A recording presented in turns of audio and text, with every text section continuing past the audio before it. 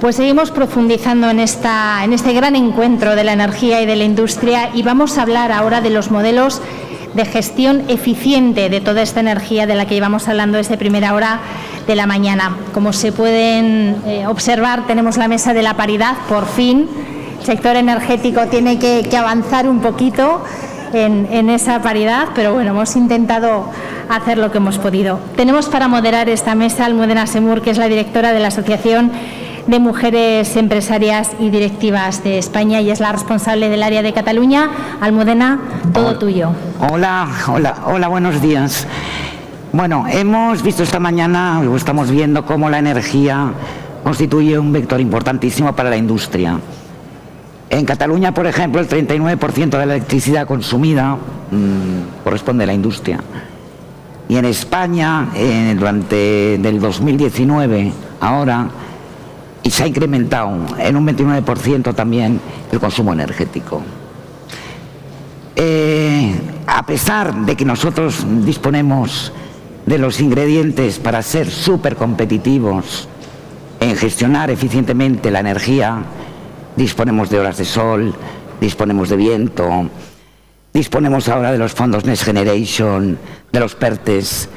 ¿Por qué vamos tan lentos? ¿Por qué las administraciones van tan lentas?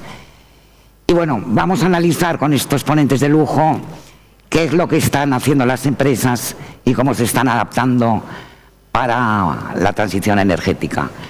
Para ello contamos con Silvia Solanellas, directora de la Unión de Polígonos Industriales de Cataluña. Tenemos muchos polígonos industriales y creo que queda camino por recorrer. Ya nos explicarás a ver cómo os estáis adaptando. Contamos con Agustín La Laguna, CEO de Levitec, empresa pues con más de 20 años de experiencia en instalaciones y en temas de transformación energética.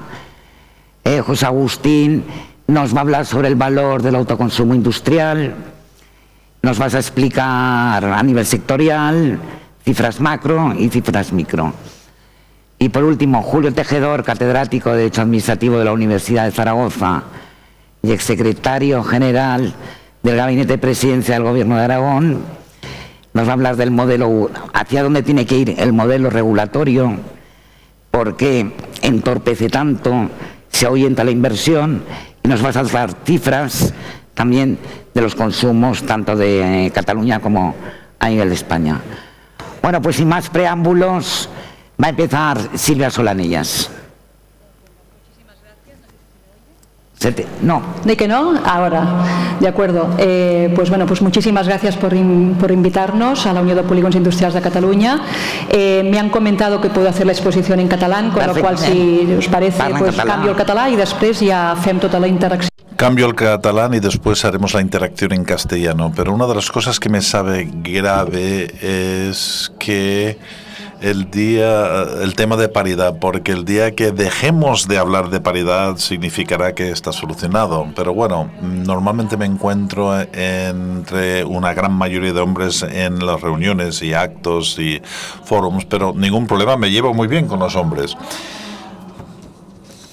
Pero finalmente es curioso porque en las mesas anteriores hablábamos de que estamos a punto de un colapso, y realmente es así a nivel macro. Nosotros como UPIC lo miramos todo desde una perspectiva más micro, no tan macro, porque trabajamos in situ en los polígonos industriales de Cataluña, en más de 1.444 polígonos. Eso lo tiene la Generalitat de Cataluña, pues todo el suelo industrial se encuentra en el CPIA.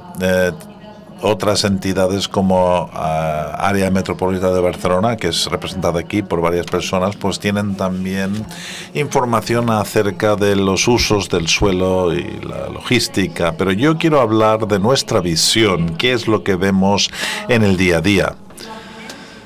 No sé si podéis ver la gestión renovable. Bien, voy a aprovechar para explicar lo que es la UPIC, porque nosotros existimos porque hay unos polígonos con unas necesidades.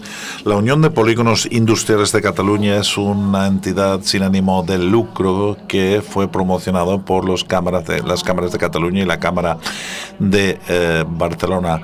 Nosotros trabajamos con ayuntamientos, la Generalitat, con todas las consellerías, con las empresas, hablamos con todo el mundo, las diputaciones, el área metropolitana, cualquier entidad que tiene algo que ver con polígonos. Hace 4 años implementamos un plan estratégico de UPIC porque todo el mundo habla mal de los polígonos industriales y desde la Generalitat se creó PAE para darles un nombre distinto y nosotros seguimos hablando de polígonos industriales y por eso UPIC. Pero queríamos dar a los polígonos un aspecto de humanización y de simpatía para que la gente empiece a entender que los polígonos industriales, los PAE, son áreas físicos donde nuestra gente trabaja. Nuestros amigos, nuestros familiares trabajan en lugares físicos que se llaman polígonos, pero hay ahí empresas que generan riquezas y que generan valor y hay talento que acude ahí a trabajar. Y lo más normal en el mundo sería que desde las instancias de la administración pública se hablase mucho más de estos espacios que reciben, que albergan las empresas. Y no tenemos una ley de polígonos específico. Aquí en Cataluña y en otras comunidades sí que lo tienen. Nosotros estamos haciendo un lobby para que se haga.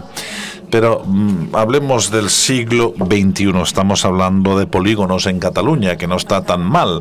Siempre estamos pensando en los pequeños polígonos con calles estrechas, aislados, con poca luz, camiones, problemas de aparcamiento, pero encontramos que en Cataluña, por ejemplo aquí en el Penedès, pues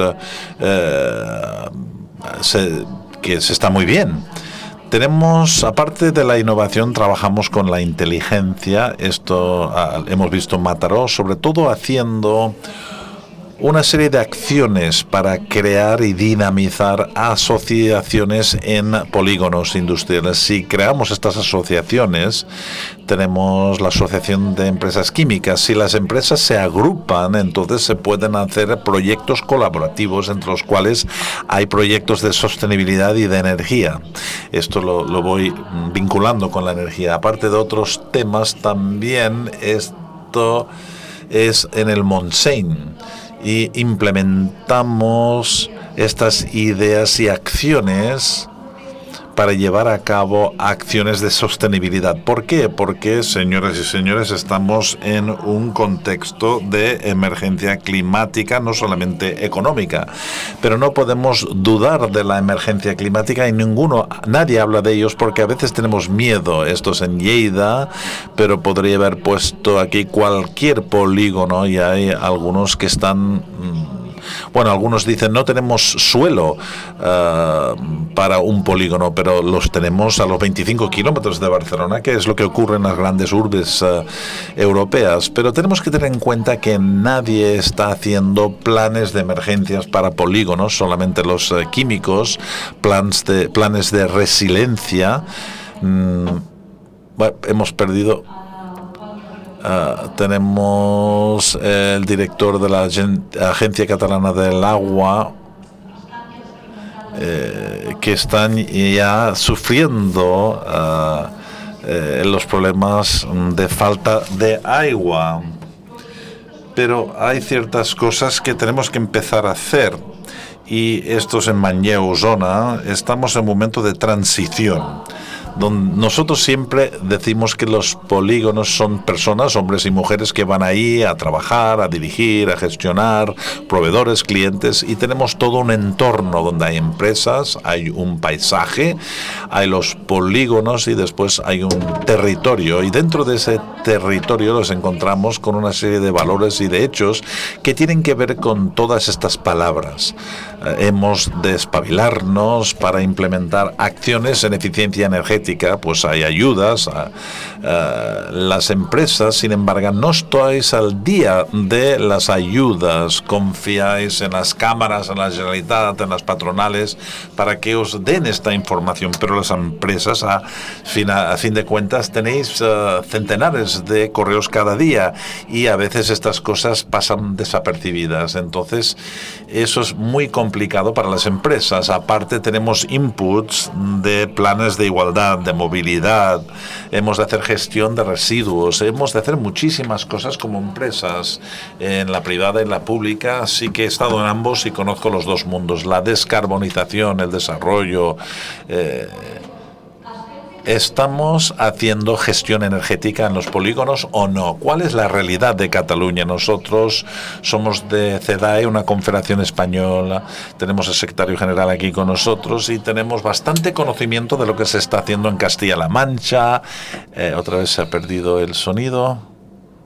Lamentamos que no...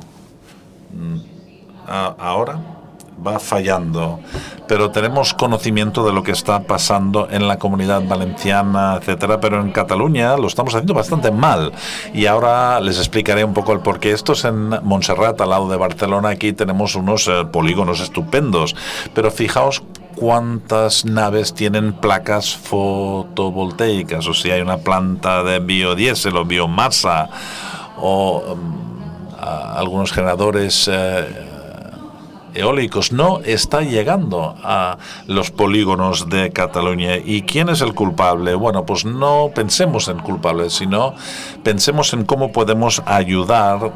Me comentaron desde Forestal que nosotros vamos a por el trabajo, a por lo que hay que hacer.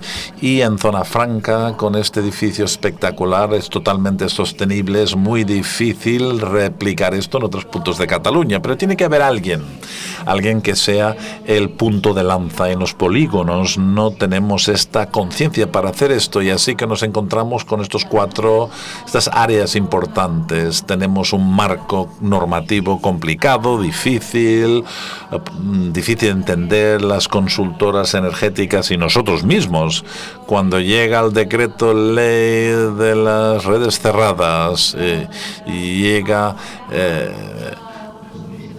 no hay una transposición de la ley europea a la española, y sabemos que esto es por la convocatoria, pero tenemos que poner placas. ¿Qué tenemos que hacer? No sabemos, estamos así. Cuando sale la convocatoria, pues en un mes y medio tenemos que espabilarnos. Es importante que las empresas sepan que durante 90 días, como máximo 2 meses, tienen que hacer un proyecto técnico y tienen que agruparse y pensar colectivamente y no individualmente. La legislación es complicada, la finanza, el financiamiento. La financiación, perdón. Tenemos los Next Generation, pero las pymes, que tanto en Cataluña como en España, pues es muy difícil llegar a esta financiación. Proyectos renovables, perdón, te queda un minuto. Bien, ¿qué proyectos renovables a nivel de medios de comunicación? Todos hablan de placas fotovoltaicas y de comunidades energéticas, pero nadie hace más. Y tenemos que explicar a las empresas qué es lo que pueden hacer, y la colaboración entre relaciones públicas y privadas, colaboración públicas y privadas, como el saber cómo podemos combinar la agilidad que requiere y el aspecto administrativo que nos pide el lado público. Uno de los grandes problemas es la cultura empresarial, pero es así, lo siento decir, la cultura empresarial de nuestro país es muy individualista. hay también un problema aparte de la administración pública, y no diré que no hay problemas ahí, pero la cultura empresarial es muy endogámica y muy individual. No estamos acostumbrados a verlos a los que tenemos al lado para saber qué hacen y ver cómo podemos compartir cosas. No queremos compartir datos y así es difícil hacer proyectos. Así que aquí les pongo 3 casos de comunidades energéticas. Otra vez se ha ido el micro y tiene uno que es el polígono en Reus y otro en Rosanas, que ganó una financiación importante, pero los más mediáticos son el de Reus, ACEPAR. Aquí vemos dónde está 4 megawatts. Otra vez se ha ido la voz. En Manresa tenemos la comunidad energética que se llama Manresa Ilumina. 2,2 millones de euros están esperando ahora la siguiente aportación de Next Generation. No es muy grande, 1,174 megawatts. En Igualada tenemos Les Comas, Genera, y están haciendo esto, 1 millón de euros. En definitiva, estas es posible. Desafortunadamente, cuando vuelve el sonido no repite lo que ha dicho y no. Son proyectos muy pequeños comparados con lo que se están haciendo en Foresta. ¿Y qué está pasando en Cataluña? Pues es difícil colaborar entre las empresas con la administración pública y tenemos un problema. A veces tenemos que UPIC hacer de coach de estas empresas, explicarles, asesorarles y decirles cómo deben de hablar con la administración pública. Bueno, hablaremos de esto, pero hay mucho que hacer. Todos debemos de ser positivos, podemos hacer la gestión de renovables, pero es complicado y creo que tenemos que trabajar todos juntos. Muy interesante todo lo que has dicho. Habrá que tomar nota. Bueno, ahora pasamos con Agustín, que nos vas a hablar del valor del autoconsumo industrial. Pues todo tuyo. Bueno, muchas gracias. Muchas gracias a los organizadores, a Forestalia por habernos invitado hoy a presentar los proyectos que tenemos en nuestra cartera y a ver nuestras perspectivas, ¿no?, del sector de autoconsumo en general y del autoconsumo industrial. Yo estoy de acuerdo con lo que acaba de comentar. El autoconsumo no es la solución, es un complemento. De nuestro punto de vista, el que piense que con autoconsumo va a ser capaz de satisfacer todas sus necesidades está equivocado. Necesitamos grandes proyectos de generación de energía para poder compartir y pues se puedan complementar. Necesitamos una evolución tecnológica para poder hibridar esos proyectos, sobre todo con almacenamiento, y necesitamos la colaboración público-privada, como decías. Entonces, de nuestro punto de vista es fundamental que, bueno, pues que salgamos un poco de esa teoría de que somos autosuficientes con comunidades energéticas, que está muy bien como complemento, con autoconsumos compartidos, pero tenemos que verlo de una perspectiva más global, ¿no? Y de nuestro punto de vista, pues un poco lo que la presentación que queremos hacer hoy es que veamos cuál ha sido el cambio de paradigma que se ha producido en los últimos 4 años a nivel global, en España fundamentalmente también, pero a nivel global, donde ha habido una reducción de la competitividad de las empresas brutal. Yo creo que no se había producido nunca en la vida, ¿no?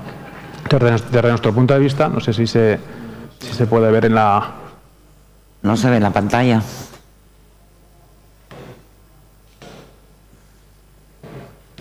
¿Sí? Ahora.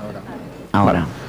Desde nuestro punto de vista, la presentación la hemos realizado, va a ser rápida, pero queremos hacer un análisis global, como comentamos, un análisis sectorial, un análisis micro de los proyectos y después pues concluir con lo que son las limitaciones que tiene el sector, las perspectivas y las conclusiones.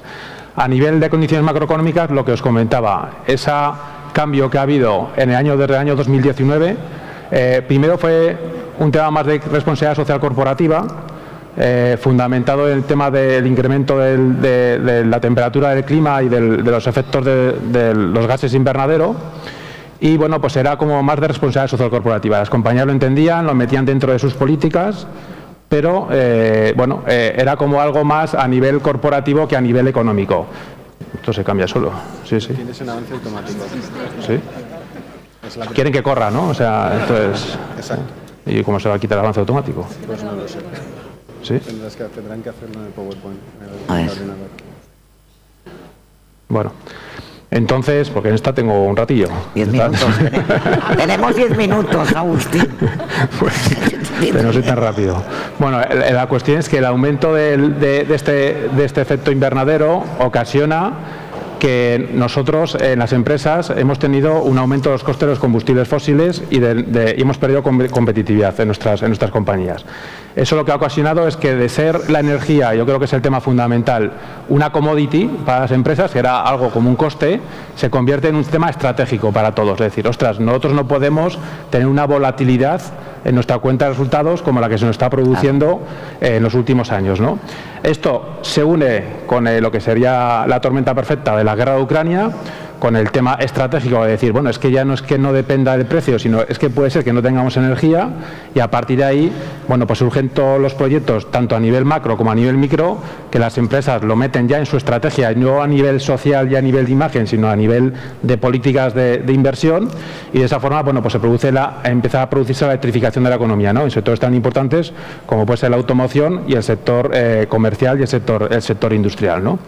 A partir de ahí hay una evolución tecnológica que nos ha acompañado. El precio de los paneles, y después veremos una gráfica que es muy importante para nosotros, ha reducido sustancialmente su coste, con lo cual ya no es necesario que los estados primen la producción de la energía para que sea competitiva, y entonces eso lo que produce es que las compañías la puedan meter sin tener que depender de subvenciones. Y después a eso lo unimos que ya por fin hay una concienciación a nivel de administración pública, reduciendo lo que sean los impuestos, el impuesto al sol famoso que desapareció en el año 2019-2020 y las ayudas de subvenciones con Next Generation, provocan que, bueno, pues este tipo de proyectos ya se conviertan en que sean estratégicos en la compañía. Muy rápidamente, para que veáis la evolución que ha tenido lo que sería la economía a nivel del Estado en Cataluña, y después pongo el ejemplo con Aragón. En España, en el año 2019, era curioso que el 50% de la energía que se producía era renovable y el 50% era no renovable. En estos momentos estamos hablando que hemos subido 10 puntos la participación de las energías renovables, es en torno al 60%, y el 40% es no renovable. En Cataluña, por un tema, yo diría que no es estratégico de la comunidad, sino es un tema de limitación, la energía se puede producir donde hay recurso, y el recurso tiene que ser donde hay terreno que sea compatible medioambientalmente y donde hay recurso eólico y fotovoltaico. Fotovoltaico lo hay a nivel de hora solar, pero eólico no hay en determinadas zonas, pero sobre todo tiene que haber terreno para que sea compatible los proyectos fotovoltaicos, ¿no? Entonces, en Cataluña pues vemos que se ha quedado estancada, era el 30% de lo que era el consumo, el 30-39%, y ahora sigue en el mismo, la línea es recta, o sea, sigue pesando más todo lo que es la energía no renovable y no se ha avanzado nada, a pesar de los avances que había en autoconsumo. Pero el autoconsumo es muy pequeño comparado con los proyectos grandes de generación, tanto los eólicos como fotovoltaicos. Y lo ponemos en comparable con lo que sería la Comunidad Autónoma de Aragón, donde ha pasado de pesar un 60% la energía renovable a un 75%, y por lo que hablamos, porque en Aragón, en estos momentos, nosotros tenemos sede en Aragón y tenemos sede en Barcelona, sí que hay recurso, tanto a nivel de suelo, hay un recurso a nivel eólico, y es compatible medioambientalmente porque es una de las zonas más desfavorecidas por la despoblación. Siguiendo con la presentación, un poco a nivel lo que sería macro, ya si entramos en el focus de lo que sería energía solar, pues una comparativa que me ha parecido muy relevante, ¿no? En estos momentos, a nivel de energía solar, hay 3 comunidades autónomas que generan el 66%, o sea, 3/4, el 66% de la energía solar. Son Extremadura, Castilla-La Mancha y Andalucía. Ahí se está concentrando, por lo mismo que estamos diciendo, hay recurso y hay terreno. Son zonas despobladas en su gran parte y por lo tanto son competitivas para poder producir esa energía solar. Aragón, aunque está bien desarrollada, está en cuarto lugar y a bastante distancia de esas 3 comunidades autónomas, donde a pesar un poco del ruido que hay en Aragón, nosotros la sensación que tenemos es que es un ruido infundado porque no se está haciendo nada diferente a lo que está haciendo en otras comunidades autónomas, ni mucho menos, y en Cataluña, por esa escasez que se tiene de recursos, sobre todo de suelo disponible, pues se ha quedado muy rezagada a respecto a lo que sería el peso industrial que tiene la industria catalana en el Estado nacional a respecto a lo que sería la generación de energía solar. Lo que sería un focus de la parte de los autoconsumos, tanto la parte industrial como la parte residencial, pues aquí vienen las buenas noticias. Ese cambio de paradigma lo que ha provocado es que, para que os hagáis una idea, en el 2022 se ha instalado la misma potencia que en toda la historia que había de la serie. Se han instalado 2,7 gigavatios en España de autoconsumo, tanto en residencial como en industrial. Esto significa que son aproximadamente 2 centrales nucleares, que no es poco, ¿vale? Y la potencia instalada a nivel nacional, estamos calculando que estaría en torno a 5,4 gigavatios en el 2022 en total, acumulada. ¿Qué vemos? Que las perspectivas de 2030 que se tenían en el 2019 realizadas por Deloitte, la expectativa que se tenía de autoconsumo eran de 6 gigavatios en España para el 2030, con lo cual ya se ha cumplido ese objetivo, por ese cambio de paradigma. Las nuevas perspectivas, que sería el gráfico de la derecha, en las previsiones más optimistas que nosotros compartimos, están calculando que la instalación de la potencia instalada en el Estado español sería en torno a 14 gigavatios, ¿vale? 14 gigavatios ya supone unas 7 centrales nucleares.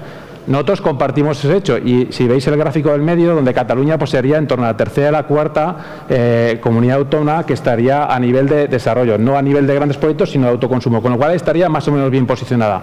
¿Qué vemos nosotros en ese mix que está haciendo la Asociación Fotovoltaica? Que no lo compartimos. En el año 2030, nosotros lo que defendemos es que con la estructura actual legal y sobre todo también de administraciones públicas, va a haber mucho autoconsumo residencial y comercial, pero industrial es muy pequeño. Y nosotros lo que abogamos es que ese modelo se tiene que transformar. Tiene que haber más autoconsumo industrial, como están diciendo todos los ponentes. Y ese autoconsumo industrial se consigue realizando grandes líneas de evacuación para que tengan circuitos cerrados con esa capacidad de evacuación y se puedan hacer polígonos industriales asociados a polígonos energéticos. Adicionalmente, y por dar los detalles, en estos momentos hay 300.000 viviendas en España que tienen su autoconsumo, puede ser individual o puede ser colectivo, y 55.000 empresas que también se están beneficiando del autoconsumo en sus instalaciones. Pero a nivel del cambio, o sea, por número, como os podéis imaginar, es mayor lo que son las viviendas, pero a nivel de empresas, todos los proyectos que realizamos en empresas son de mucho mayor tamaño que los que realizamos en residencias, con lo cual, a nivel de esa potencia instalada, el 61% de todo lo que se instaló en el Estado español en el año 2022 fue de instalaciones industriales y comerciales y el 39% fue de instalaciones residenciales. Ahí cambia el mix. A nivel micro, mucha gente dice, voy a ponerme placas solares, ¿no? Nosotros lo que defendemos es que ya con la evolución que ha tenido, y poner placas solares, lo más fácil en estos momentos, y por eso hay mucho intrusismo, es instalarlas, ¿vale? No hay gran complejidad, es un proyecto relativamente sencillo. Lo importante, como digo yo, son las dos fases previas que están al principio y las dos fases finales que están al final. Hay que hacer un estudio previo, exhaustivo, y sobre todo analizar muy bien cuáles son los consumos de las industrias. Ese consumo de las industrias lo que nos va a facilitar es ver cuál es su necesidad de inversión. No hace falta poner todas las placas muchas veces que sea necesario en la propia industria, y sobre todo ver si puede cambiar sus hábitos de consumo.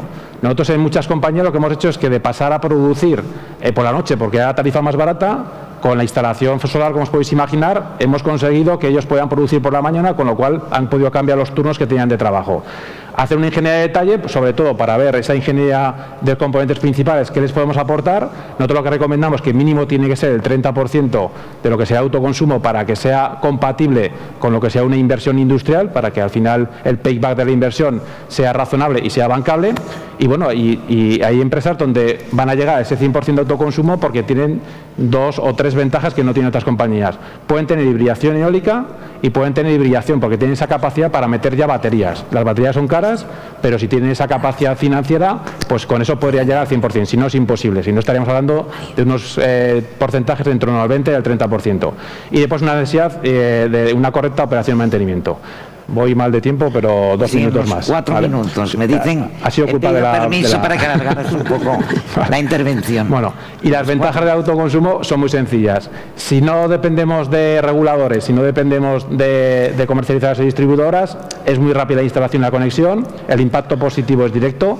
Se pueden cambiar los hábitos de consumo, como os comentaba, va a mejorar la competitividad y estrategia de la empresa porque va a reducir sus costes y además no vas a depender ya de cuestiones geopolíticas como pasó en el año 2021. La inversión se amortiza en un periodo corto comparado con otro tipo de inversiones, con lo cual sigue siendo atractiva y veremos después por qué. Y tenemos un aspecto diferencial que acabaré la presentación con este aspecto diferencial. Es decir, tenemos una ventaja estratégica, yo lo quiero poner de manifiesto. Creo que soy más optimista que en la media de los ponentes que ha habido aquí. En estos momentos en el sur de Europa tenemos esa ventaja competitiva que creo que no hemos tenido nunca en la historia de Europa. Que hasta ahora todos los grandes generadores de energía estaban en el centro y en el norte de Europa. Y en estos momentos, como decíamos, el recurso a nivel de territorio, pero sobre todo el recurso solar y el recurso eólico, está en el sur de Europa. Está en España y está en las ciudades y en los territorios donde puede haber esa disponibilidad. Con lo cual, creo que por fin vamos a ser una industria más competitiva al respecto de lo que sería el resto de Europa y algunos lugares del mundo. ¿Por qué lo decimos eso? ¿Por qué lo estamos viendo? Nosotros, como nos decía en la presentación, hacemos instalaciones de empresas industriales, pero estamos haciendo ahora varios data centers, ¿no? Es la palabra de moda, centros de datos. No es una casualidad que Amazon venga a España, no es una casualidad que venga Google a España. Ellos necesitan energía renovable porque lo tienen así en sus políticas de inversión y sus stakeholders no les permiten hacerlo de otra forma, pero sobre todo están viendo la cuenta de resultados. Y lo que están viendo en la cuenta de resultados, que de aquí a 5 años la energía en el sur de Europa va a ser mucho más barata que en el centro y en el norte de Europa. Y en consecuencia, muchas de las inversiones que ellos tenían focalizadas para realizar, tanto en los países del centro, Alemania fundamentalmente, como en el norte de Europa, que ya han hecho, las están desplazando hacia el sur de Europa. Por eso, en ese sentido, si acompañamos la iniciativa privada y la colaboración pública en este tipo de proyectos, pensamos que será un éxito.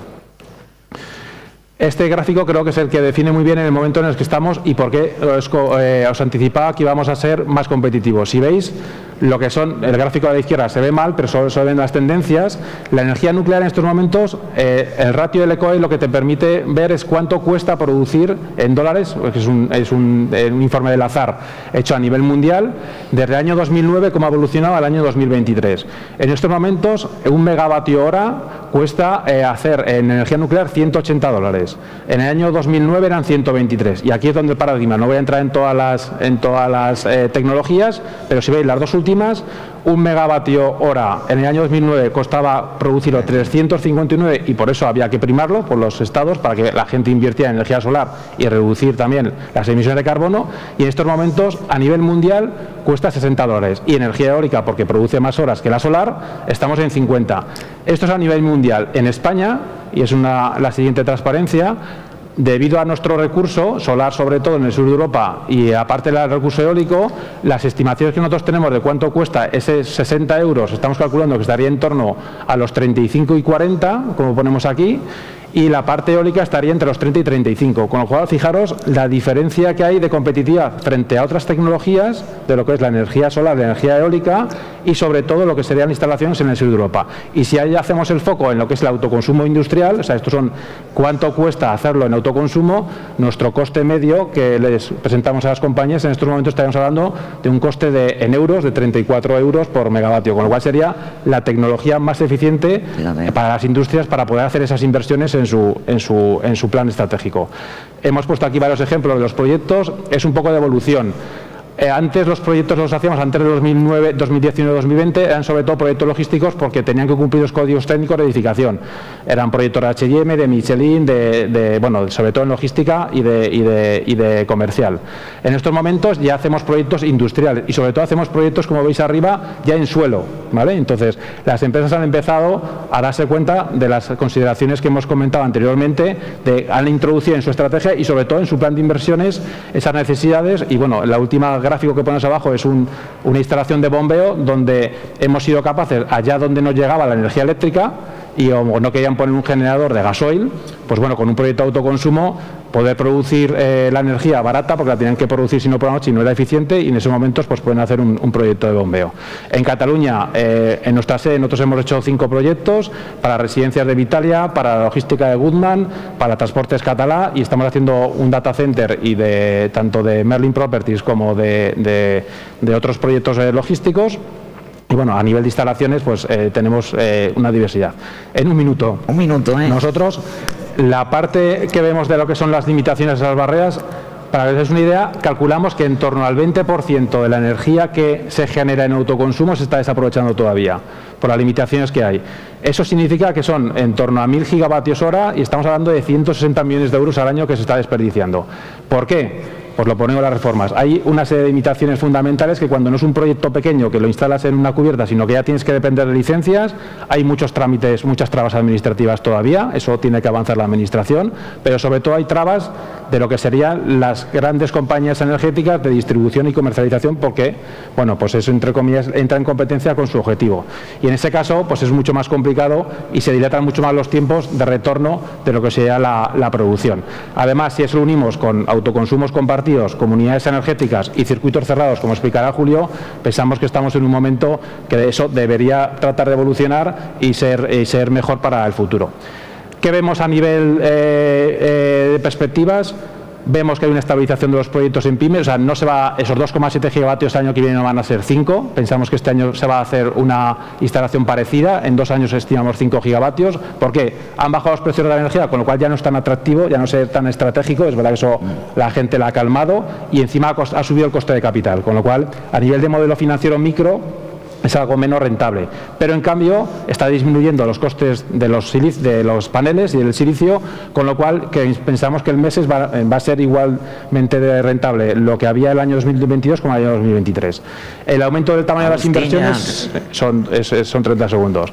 Las grandes compañías en ese cambio sí que es verdad que han introducido un cambio de paradigma, lo han metido en sus planes estratégicos, con lo cual dentro de su política de inversiones tienen capacidad para poder invertir, y al tener capacidad y a nivel de los stakeholders les obligan a hacerlo, están agilizando todos los proyectos de inversión.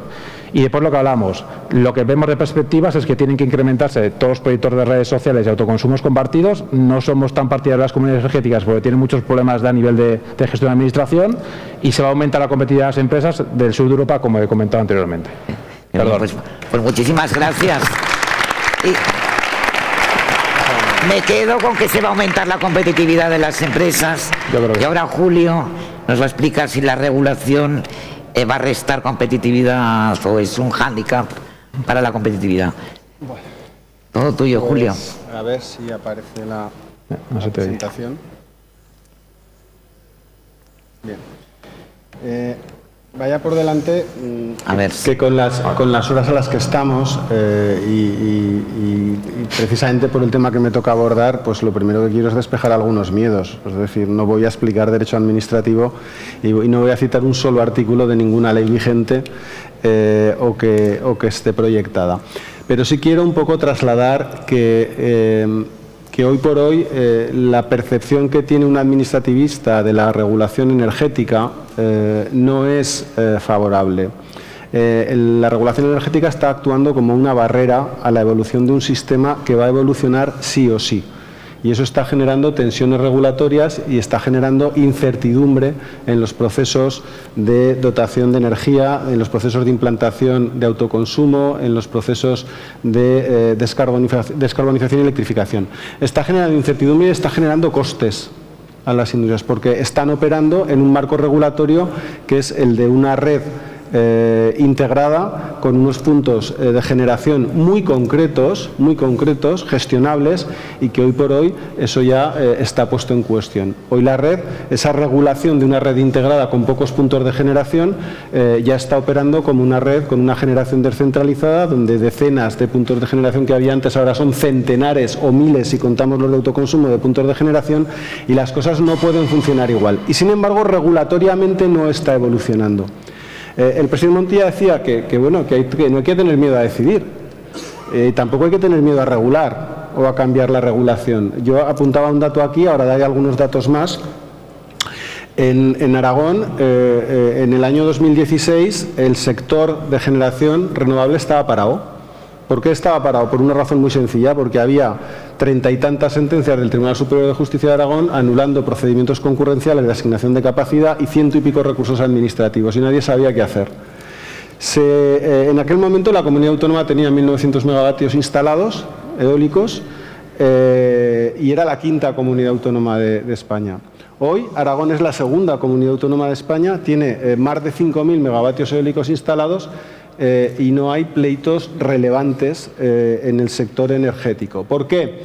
Pues porque hubo una decisión regulatoria que dotó al sistema de transparencia y objetividad, y que los promotores, que el sector percibió como una regulación transparente y objetiva, un marco en el que podían desarrollar sus proyectos con seguridad y que ha permitido laminar la litigiosidad y que el sector avance. Tanto es así que esa decisión regulatoria, que fue arriesgada, no vamos a decir lo contrario, en 2016, que supuso la ejecución simultánea de todas las sentencias, posteriormente, en el año 2021, se extendió al resto de sectores de generación renovable, con un resultado similar. Ha supuesto el establecimiento de ese marco regulatorio que el sector en Aragón está funcionando con muchísima agilidad, en un entorno transparente, en un entorno objetivo, y que eso está haciendo que, por ejemplo, hoy la Comunidad Autónoma de Aragón esté solo 600 megavatios por debajo en potencia instalada de la Comunidad Autónoma de Cataluña, sin nuclear y habiendo cerrado la central térmica de Andorra, que tenía 1.200 megavatios. Es decir, con un componente de renovable que, como vamos a ver ahora, es muy importante. En esta ficha, como tengo la ventaja de que se la voy a dejar a la organización, pues contaré lo que me apetezca de la presentación y de lo demás me lo saltaré. Un poco resumo el porqué está actuando el sistema, la regulación como una barrera. Porque el modelo es un modelo energético único, integrado, en el que no todos los territorios son iguales ni soportan los mismos costes. Ahora, la generación distribuida hace que haya territorios generadores y territorios consumidores de energía, pero aquí en Alemania. En Alemania se está produciendo un debate sobre la ruptura de la zona única de fijación de precio, porque los del norte dicen, oye, que nosotros generamos y los del sur consumen y nosotros pagamos la energía al mismo precio que vosotros. Bueno, pues esos debates se acabarán produciendo aquí y eso regulatoriamente hay que encajarlo. Ese escenario de generación distribuida con multiplicidad de fuentes hay que conectarlo con un entorno de consumo distribuido. Y el consumo distribuido hay que regularlo también, porque no tiene ningún sentido obligar a quien quiere autoconsumir energía cercana a consumir energía lejana, incrementando los costes de manera muy sustancial. Pensemos que autoconsumir sin excedentes en una empresa con determinados niveles de tarifa puede suponer 20-25 euros por megavatio hora menos que consumir de la red o consumir a través de un PPA financiero. Sin embargo, la normativa básica estatal ahí está, desde el 2013 no ha evolucionado en lo sustancial, sigue respondiendo a ese modelo unitario, pero lo que es más grave es que no ha incorporado las directivas europeas en esta materia. Ahora pondré algunos ejemplos. Es que están incumplidas las directivas de 2019 del sector energético y la del 2018 de energías renovables. Incumplidas, con los informes motivados y la amenaza de recurso al Tribunal de Justicia de la Unión Europea por parte de la Comisión. Y no pasa nada. Estamos en el siguiente ciclo ya, en el siguiente ciclo normativo de la Unión y aún no hemos incorporado el anterior. Veremos en qué temas, porque no es baladí ver en qué temas no se ha incorporado. Claro, en este escenario de diversidad, de consumo distribuido, de generación distribuida, hombre, un ejercicio leal de la competencia básica del Estado debería tomar razón de que no todos los territorios son iguales y van a afrontar la regulación de su sistema energético de la misma manera. La competencia básica implica el reconocimiento de la diversidad en el desarrollo. Y hoy eso es más importante que antes, porque el modelo es muy diverso en los diferentes territorios. Por tanto, tiene que haber posibilidad de políticas autonómicas propias. Y en algunos casos políticas que apuesten por el autoconsumo intensivo, dotando de competitividad a sus territorios. Porque si no, vamos a producir efectos que tarde o temprano tendrán costes. ¿Por qué? No voy a detenerme en todos estos datos. Sí que destaco el de Cataluña 2022, que tiene un porcentaje de cobertura con energía renovable de su consumo del 13,11%. Diremos, es muy bajo, pero es que miremos Madrid, el 1,81%. Es que Madrid no genera un mega. Es una comunidad absolutamente intensiva, eso sí regula mucho, regula mucho. En el caso de Aragón, el 100,44,66. 100,44,66. En este escenario hay que reconocer la posibilidad de que las comunidades autónomas utilicen como factor de competitividad la regulación. Y no se está autorizando, no se está autorizando. ¿Y esto quién no lo autoriza? El Ministerio de... El inmovilismo de la ley básica estatal. Es decir, es que tenemos la ley de 2013, ahora veremos en qué temas no se ha desarrollado. Claro, ¿cuáles son los ejes de este nuevo modelo? Los ejes que debería incorporar la regulación. La red. ¿Se puede prescindir de la red? No. En ningún caso, Agustín lo decía, la red tiene que seguir atendiendo el trilema, la seguridad, la accesibilidad y la sostenibilidad. Hay una cobertura necesaria en el mundo industrial, por supuesto, pero en todos los demás que tiene que proporcionar la red. ¿Por qué? Porque el sistema en transición, el sistema basado en renovables no es un sistema gestionable hoy por hoy.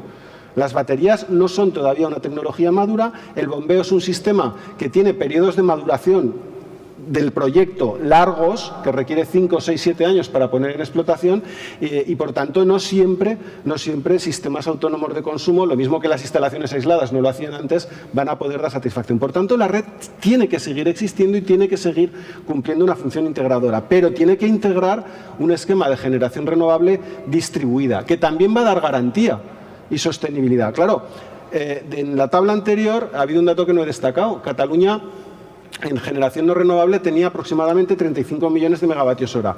24 millones de esos 35 son de la nuclear. son de la nuclear. ¿Va a ser gestionable, sería gestionable pasado mañana un escenario en Cataluña en el que no hubiese inyección de energía en las subestaciones catalanas, renovables o del tipo que sea, para dotar de seguridad al sistema en el entorno catalán? Bueno, pues habrá que ver cómo afronta eso la regulación. Y luego el tema del autoconsumo industrial. Los autoconsumidores residenciales sabemos que es relativamente fácil, sobre todo si eres un administrativista malvado que juegas con tu comercializadora y con tu distribuidora. En mi caso, en ambos casos, es la misma compañía, ¿verdad? No integrada, como dice la regulación europea, pero que luego es la misma compañía, aunque no esté integrada. Entonces, al final, yo conseguí que en poco más de un mes me diesen de alta la instalación, pero conozco autoconsumidores residenciales que en 6 meses no habían logrado que les diesen de alta su instalación. ¿Qué no estará pasando con las comunidades energéticas? ¿Qué no estará pasando con los autoconsumos colectivos en este ámbito? Bueno, pues ahí tenemos una realidad que habrá que afrontar también. ¿Por qué no se puede hacer un autoconsumo colectivo con eólica en este país nuestro? Porque la regulación lo impide. Bueno, pues ahí tenemos ejemplos. No me detengo, ya se ha dicho, la potencia instalada en Cataluña no ha evolucionado. Vemos como los quesitos del 2015 y del 2023 son exactamente iguales. No ha habido instalación. En España sí ha evolucionado, hemos pasado del 49 al 63% en renovables y esa es una evolución muy potente. En términos de generación ocurre algo parecido. Vemos como en Cataluña las líneas son muy planas, como la nuclear tiene el protagonismo absoluto, por sí misma genera más que todo el resto de tecnologías, y no ha habido una evolución que nuevamente sí que podemos detectar que se ha producido en el caso del Estado, donde la desaparición del carbón ha sido compensada con la cogeneración para que cumpla la función reguladora del sistema, donde ha aumentado muchísimo la fotovoltaica, donde está aumentando de manera sostenida en el tiempo la eólica, y eso está dotando al sistema de una estructura diferente, que va a requerir otra forma de gestionar el sistema y va a requerir un acercamiento al territorio de esos miles de puntos de generación que antes eran solo unos poquitos puntos de generación. No podemos tener una red vocada al transporte y a la distribución de una energía que se puede consumir localmente. Intentemos consumir localmente y luego dotemos de unidad el sistema para que todo el país tenga pues, esas garantías de accesibilidad, sostenibilidad que proporciona la red. A ver, esto ahora. ¿Hacia dónde avanzamos? Bueno, lo decía, voy a utilizar datos de Proincat 2050. En primer lugar, transformación radical del modelo energético. Vamos hacia descarbonización y electrificación con nuevos costes. Descarbonizar implica asumir costes y hoy por hoy, en el esquema regulatorio actual, los costes los va a asumir quien se descarbonice. Es decir, no es quien contamina paga, sino quien no contamina paga. Sí. ¿Por qué? Porque la industria trabaja para la red y no la red para la industria. Es decir, es el mundo al revés. Es el mundo al revés. Es decir, una industria que se quiere descarbonizar y que incrementa su consumo eléctrico porque sus procesos industriales son electrificables, va a su distribuidor y le dice, sí, pero me vas a hacer una línea de 132. Esto tiene lógica en el modelo y encima le ponemos problemas para que autoconsuma. Encima le ponemos problemas, barreras regulatorias para que autoconsuma. Y peajes.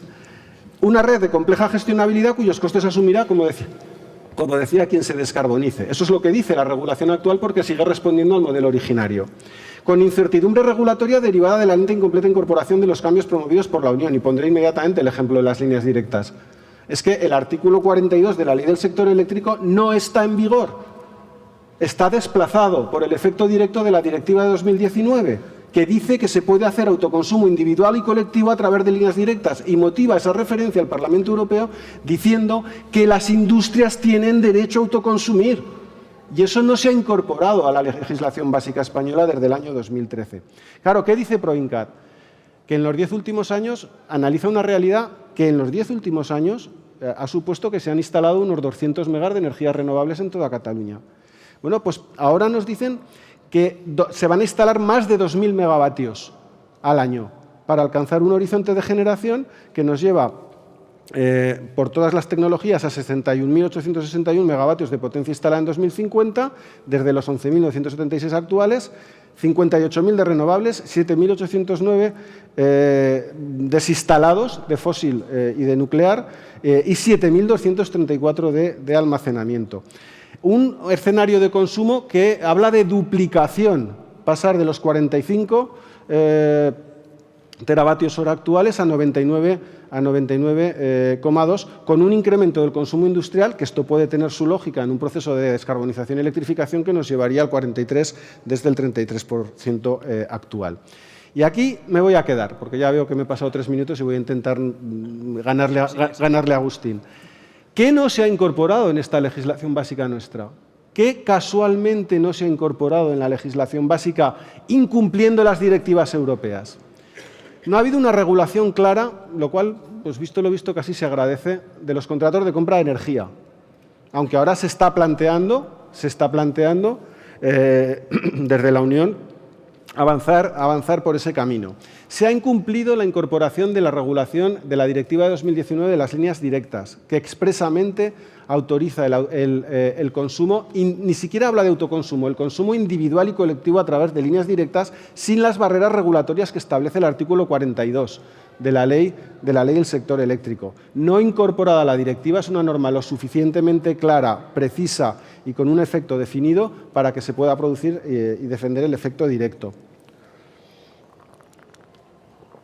La regulación del autoconsumo individual y colectivo es una regulación que introduce barreras sobre todo fundadas en el acceso a la red, pero barreras también como por ejemplo el hecho de que el autoconsumo colectivo se impida con determinadas tecnologías o solo se permita con tecnología fotovoltaica ubicada en determinados suelos, en determinadas ubicaciones o a determinadas distancias. Nadie sabe por qué, cuando la línea directa podría perfectamente salvar esas distancias sin ningún tipo de problema. Ni siquiera hay claridad en si el autoconsumo sin excedentes, que no depende de la red, ni siquiera hay claridad, precisamente por no haberse incorporado al régimen de líneas directas, de si puede ser individual o colectivo, que yo entiendo que puede ser colectivo porque las directivas lo autorizan.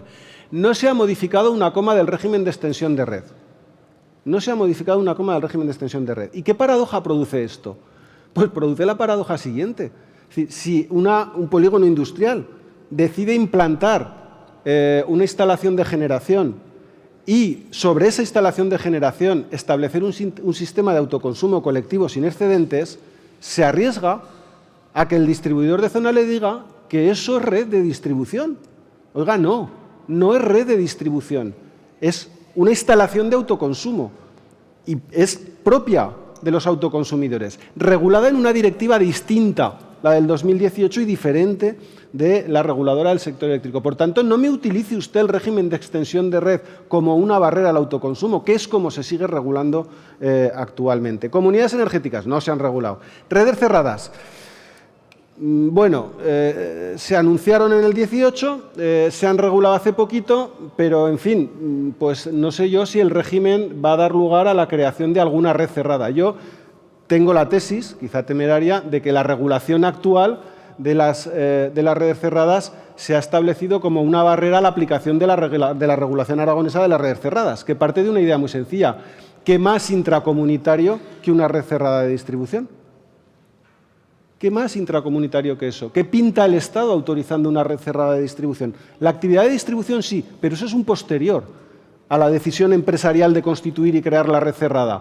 Esa red cerrada luego tendrá un distribuidor cerrado. ¿Pero qué más intracomunitario que eso? Pues el Estado lo regula. Lo regula y además yo creo que en un claro y en un manifiesto exceso del ejercicio de su competencia.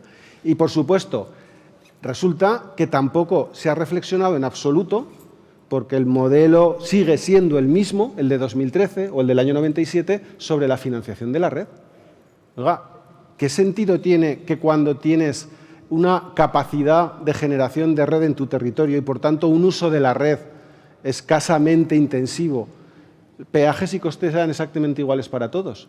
¿Es justo en un escenario como este de generación y consumo distribuido que la Comunidad de Madrid cubra con la energía que genera el 1% de su consumo y que Aragón, que con la renovable cubre el 144% de su consumo, pague los mismos peajes?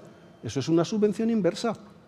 Es que se está pagando el coste de la red a quien no genera.